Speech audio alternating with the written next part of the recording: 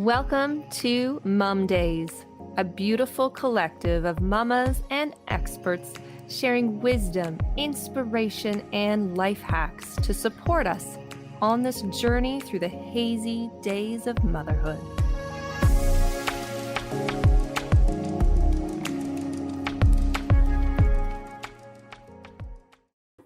Welcome to the Mum Days podcast. I'm your host, Holly Lowe, and I am thrilled to be interviewing and chatting and watching in action today Liz Hilton. And this woman is spectacular. I already can tell you this because I'm following what she does. Now I follow you on TikTok. New to me, I'm new to the TikTok world, but I'm having fun with it. Mm-hmm. And you're a textile engineer, which in itself is pretty spectacular. I love that. I didn't know that was even a thing. I'll be honest. I've known about textile design and, I was an art major and things like that. So I have learned a bit of that, but what you do is like above and beyond all of that. So you created something amazing and I want to talk to you about it. I'm going to let you tell me a little bit about yourself. Okay. And then we'll go from there. Well, with that intro, I feel like I kind of need to give some visuals to be honest. So, totally. My textile office space. So, I'm work from home. So I've got manufacturing in the garage, but this is my office. Love it. This is what my textile programming looks like. So basically, I learned on manual knitting machines like this. Wow. All right. So you can really see like the needles move up, it makes fabric. But there are electronic knitting machines that I can program to create products seamlessly. So that program I just showed you, when it comes out of the machine, looks like this. Wow, I love it. Yeah, and it comes out of ease. It's amazing. This is a very sustainable way to make soft goods because you can make any shape of any material in isolated areas, different densities, and you can do it in one process. Wow. In this way, it's called additive manufacturing, and 3D knitting is the only textile manufacturing process that can be used as additive manufacturing. And so very cool. We'll just head over to my garage. And so I want to know, while we're chatting, I want to know why you did this. I know this is something you were doing as a career. Textile is something you've done in the past as an engineer, but what is it that made you go, okay, now I need to actually make my own product or create something? There was a process there was a building up to that because so I went to school for fashion. But I went to school for fashion, not because I liked I liked shopping or like style. I liked making something from nothing. So it's a big distinction. So my dream school was the Fashion Institute of Technology, which is a great school if you really want to learn the trade. So I was very lucky. I got in and I learned pattern drafting and I learned tailoring and sewing. And basically I learned how to create a 3-dimensional structure via 2-dimensional means. And it's pretty funny, but fashion design, when you're really getting into the weeds with it and technical, it is a great stepping stone to programming.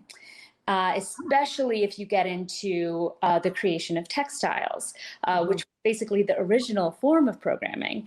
And so I had to choose a specialization. I chose knitwear because it was great. Instead of walking into a fabric store and just feeling like what prints and what fabric spoke to you, you were in control of that fabric because you're creating it from all the way down to the raw material. Right. That to me was a much more organic way of designing. And then from there, I did a year in Italy, and I learned how to use that manual machine I just showed you. And then I also learned that there were big CNC electronic knitting machines that could create garments in one piece. Wow. Now, not a lot of companies do this. Uniqlo has a great 3D knit line that is very affordable, highly recommend. But they're very rare because there there aren't that many fashion designers that have really committed their lives to learning the craft of 3D knitting. It's a totally even though the equipment is more or less the same, the way of programming is very different. And then if you do learn it, like I did, you leave the fashion industry and you go where the money is, which for me was office furniture. Oh, interesting. Yeah, so I spent about a decade making knit solutions for like Hayworth and Steel Miller, all those big guys. So all our knit backs to our office chairs, like that kind of thing. Exactly. That's so wild. Got it. Yeah, and then I actually got fired a month that. So I had a pandemic baby in February 24th, 2020. When I came back from my maternity leave, I worked for a month and then was let go due to COVID. Yeah. I was unlet go because my customer fought for me. And then their competitor found out, poached me. I worked for them, another office furniture supplier, and they let me go because not a good cultural fit. And that was a few weeks ago. And I realized, you know what? I need to just do my own thing. Yeah. But all the while I was working for other people, I still had my side business. And Knit It was founded 6 years ago while I worked for a supplier to the office furniture industry. And I wanted to do it both at the same time. They said, hey, this is a conflict of interest. So I did leave. I did leave for a few years before I went back into what I call a W-2 job, which is when you have a family and a very small business, sometimes you need a W-2 job. And absolutely, I'm so grateful that I had the opportunity to do both and live in both. But so Knit It, the company I founded 6 years ago, was just for 3D knit product development for everything outside of office furniture. So I got to work with consumer electronic companies, really cool design firms, automotive companies, even healthcare companies. So I got to work on such cool projects, and it made me such a better designer. And it really prepared me for the big design challenge when I was faced with a problem with an infant that wouldn't sleep. So I had my first baby in 2017, Thomas, and he's a beautiful, healthy baby, nothing, absolutely perfect. But he didn't like sleeping more than like 20-minute increments. Yeah. So I had one of those. My firstborn too. You never know. Like you could get a baby that sleeps hours at a time. Get a baby that, and at the hospital they teach you how to swaddle, but you as a woman, you've got better things to think about than taking notes while the nurse is showing your husband how to swaddle. So then your husband or significant other, they learn how to swaddle, and then but when you get home, you're the one doing it, and it's like what's going on, and they're always getting out of it. Because the thing is, when babies are in your tummy, they're surrounded by amniotic fluid, which is kind of giving them this secure sense of a hug. That's right. But they're anything but constricted. You often hear pregnant women, we complain about all the kicks. They're moving around. You get the ultrasound. They're having a party in there. And swaddles typically will constrict the movement. Mm-hmm. So I thought, and when they do that, the babies will find a way to get out. They're little. Yeah. So I thought, you know what, I could use the same design process I used to solve problems in automotive and office furniture to solve my own swaddling problem at home.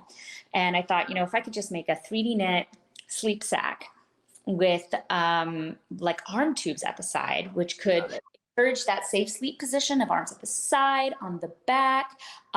It would protect them from that more reflex. They still get that jolt, which is a healthy thing to have the more reflex, but it soothes them so they don't. And so some babies, they'll soothe with hands by the face. That's fine too. It's just sometimes they still wake up crying with that approach. Especially when they're little, or scratching or all of that. Scratching. Right? We all know scratch mitts don't work, right? Oh no, they take them off. There's no such thing that stays on. No, there's nothing. Nothing there. Yeah. So that's I kept finding other solutions I could solve with this swaddle. Like if you have a Velcro swaddle, it's really loud and it wakes the baby up. Yes. A midnight diaper change. So I have an easy access diaper flap at the bottom, and that's actually how you put your arm through, and that's how you pull the arms through. Oh, Okay. Diaper. And you can leave their feet out if they want their feet out during that. Like it's very adaptable. And when it comes to baby products, adaptability is king, you know?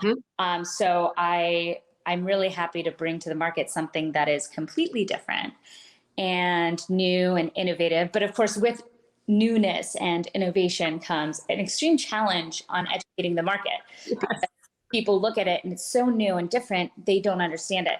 And so some people will look at my product and think, you know, I don't get it. Like, how does the baby move in that? It looks like a straight jacket. And I get such a kick out of the comments on your, whenever you do TikToks. And I'm like, really? Okay. You know, like, I feel like I need to respond to them because, like, think it through. This is like, even just watching you demonstrate it and put it on, you can see how flexible it is and just how, like, I want one, you know? I think you had an adult one as a demo or something. I do. And actually, I am trying to figure out a way to integrate that into my website in a way that makes sense. I haven't figured it out yet, but I do have adult.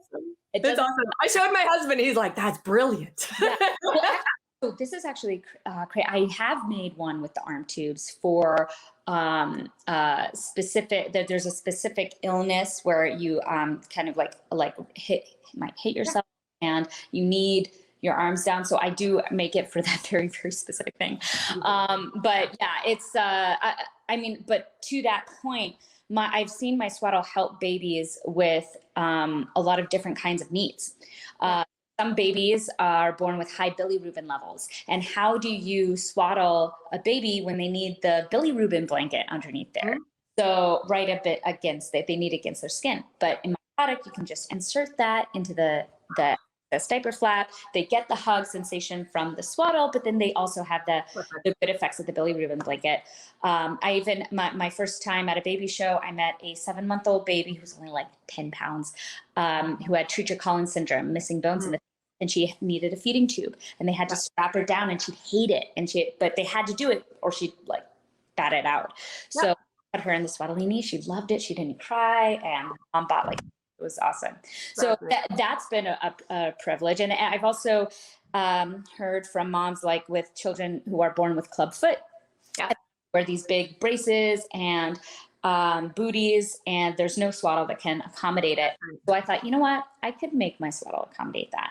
So I have a special option for moms who have babies with club feet. That's amazing. I actually, when you said that, it made me think I had a friend whose baby had the hip dystocia where they have their hips in the cast for months. And she said they did it right from really little. And she said the same thing. They would try receiving blankets to get her arms swaddled, and because she would grab at it in her sleep and pull on the castings and stuff. And they could never find anything that worked. And I'm like, stretchy, anything that you can just get those arms tucked in, but have the bottom open and stretchy, brilliant, right? Yeah, I mean, it's adaptable. So that, because there's not a lot of products like this in any market out there, it's hard to understand that this is actually very soft and stretchy and seamless. And so I understand the comments where they're like, oh, the baby's not moving, set the baby free. And I'm like, they don't, it really is like they're in a sock designed just for them. They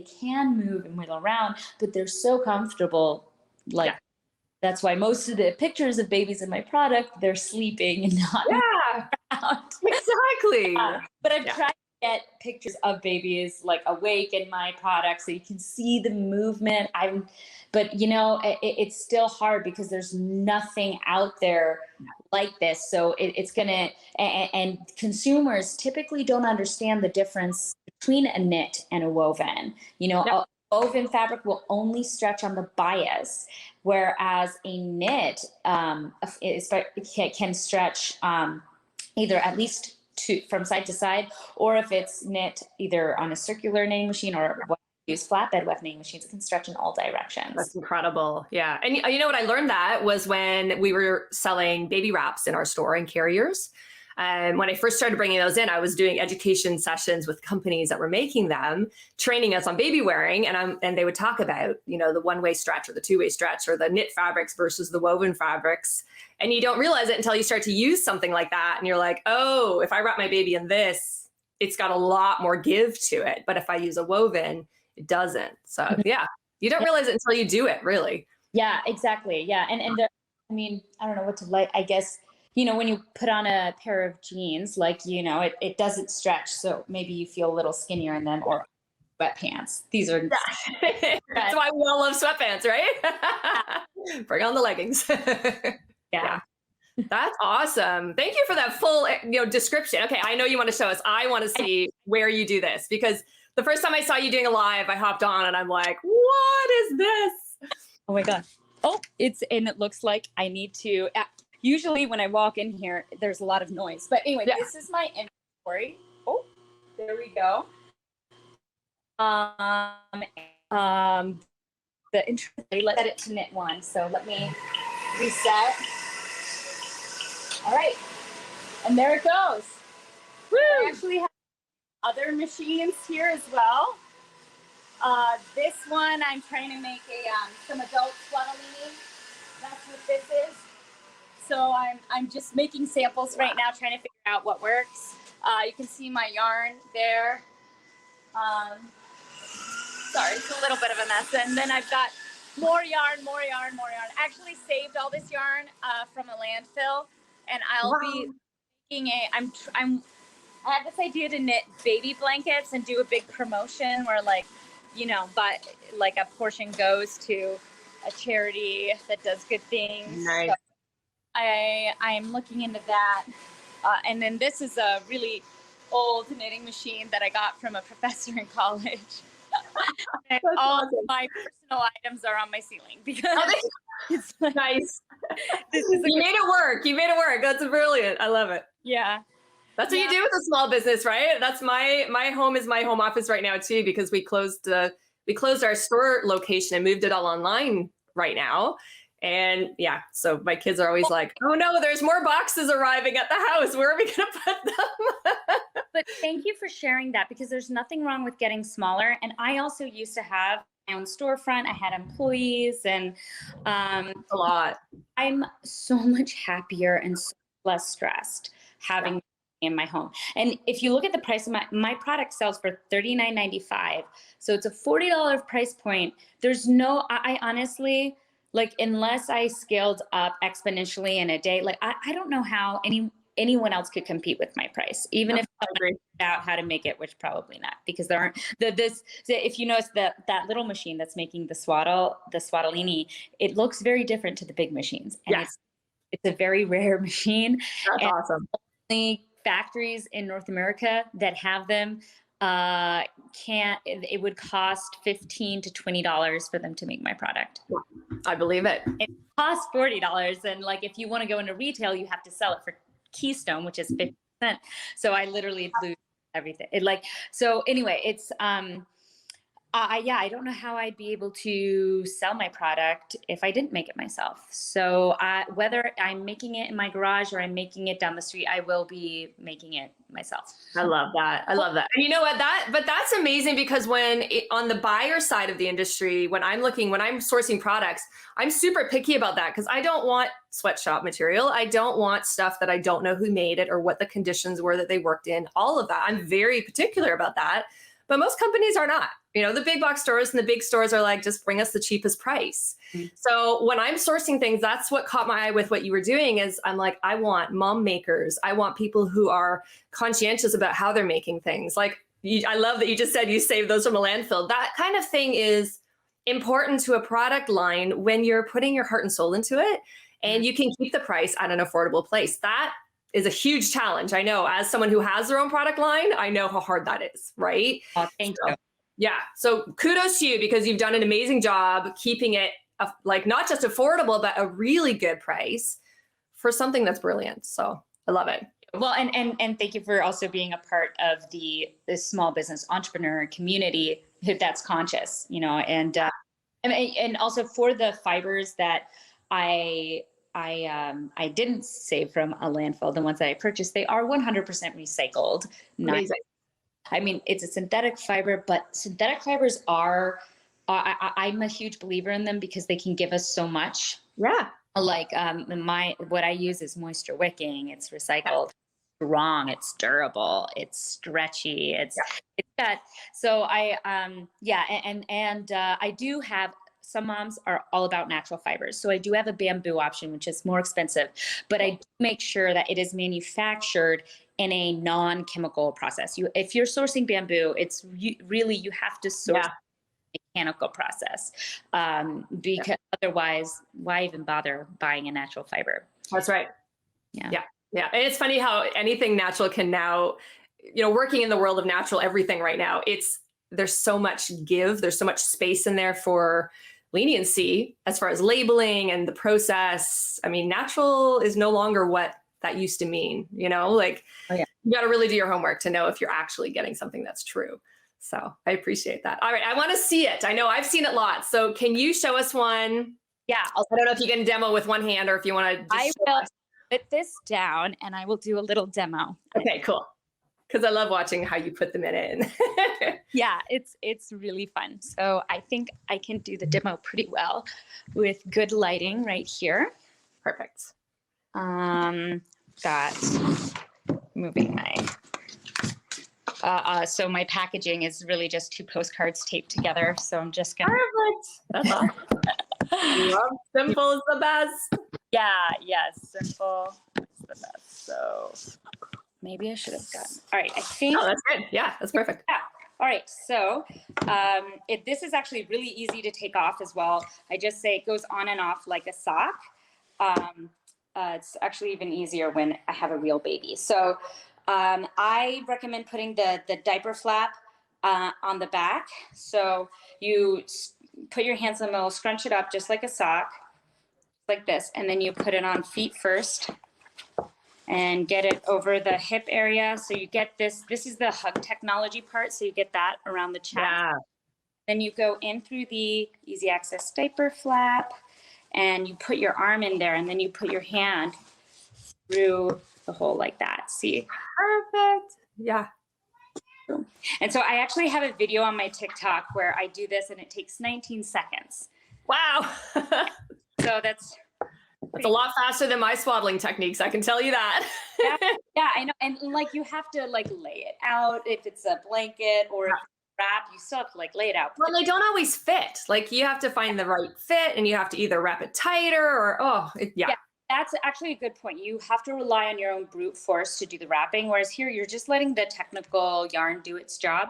Yeah. And that's really important. So I have 2 sizes. And the reason is this can also work as a transition swaddle. So this is size small, but if your baby is really, active and learns how to roll over before they're outgrown it, which I doubt, this is typically that happens in the large swaddle. But anyway, you leave the arms out when they learn how to roll over during active play. Perfect. Is usually that point when they're 3-4 months old and they're you think, oh my God, they're about to roll over. Is tonight the night I roll over? They roll over and I have a heart attack. But I guarantee you, your baby will not roll over for the first time in my product. It just will not happen. Yeah. Totally makes sense because the arms where they are, especially the arms at the sides, they can't maneuver. It doesn't work that way.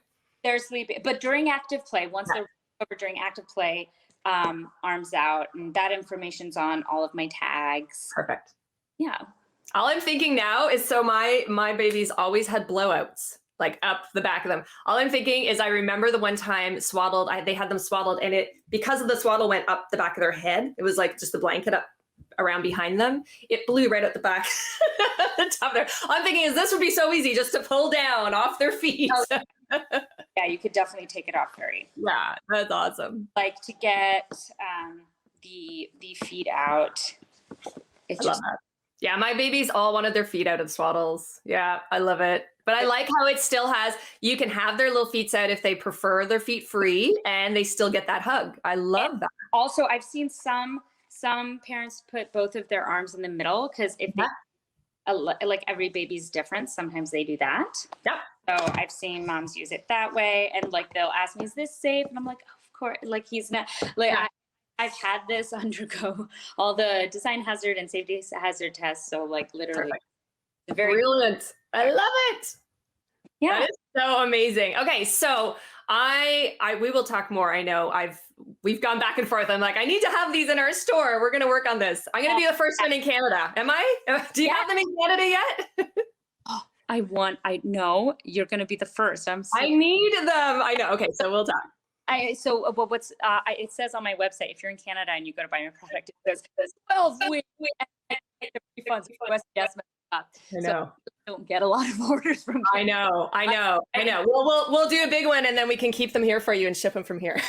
So that'll work. But I also want to be able to demo it too for you on TikTok and on our videos and that, because I do a lot of talks. I do a lot of demos on just straight swaddling techniques, but it's hard. It's hard to teach it.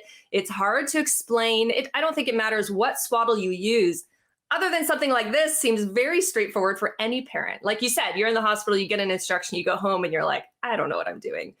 This is simple to explain. To me, it's a no-brainer, right? It makes sense. So I would be more than happy to be able to demo that as opposed to teaching all the other apps. Or you're in Toronto, right? Or just north of Toronto, but yeah. Yeah, I have family in Toronto. I married a Canadian. So, and borders open. I mean, we went for Christmas and quarantine, but like, really want to get back there. I know. We would love it if they'd open the borders so we can get back to traveling too. Yeah. That's awesome. Okay, cool. Well, I want to know, where can people find you? I know we talked about TikTok. What's your TikTok handle, Instagram, whatever? We'll post them. Across all my social media, it's at Swaddling, which is and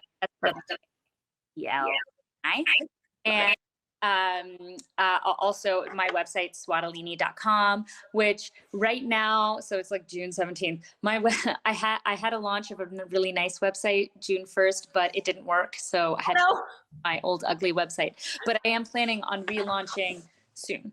Okay, cool. I know that process. We're in the process right now. We have a brand new site being designed and we're still trying to stock items on our old website and it's just depressing. I'm like, well, let's just keep putting the products up, but the new one's coming.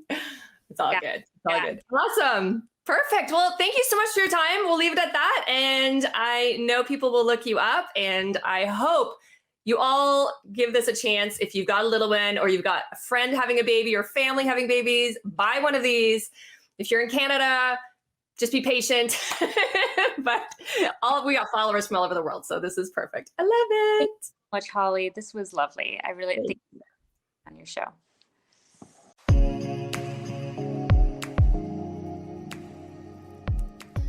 Would you like to learn more? Find me on Instagram and YouTube at Mom Days Podcast.